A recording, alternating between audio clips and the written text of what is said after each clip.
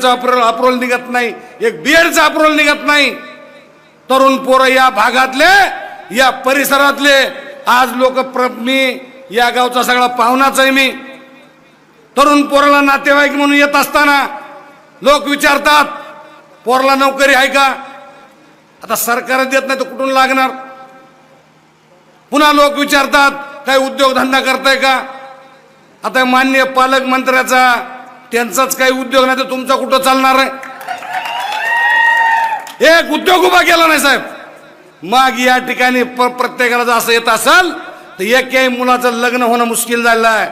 पण सर्व पोराला मी या ठिकाणी आश्वासन देतो की जर उद्याच्या काळात मी आमदार झालो सगळ्या पोराचे लग्न करू, सगळ्या पोरांना काम धंदा देऊ. अतिशय जोरदार पद्धतीने या ठिकाणी तरुण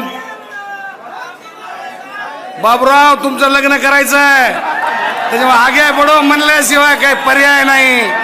या तरुण पोरांना या ठिकाणी आपण ज्या ज्या ठिकाणी कुठं काम मिळत असेल त्या आपण येत असाल त्या ठिकाणी येतं. गेल्या 7 वर्षापासून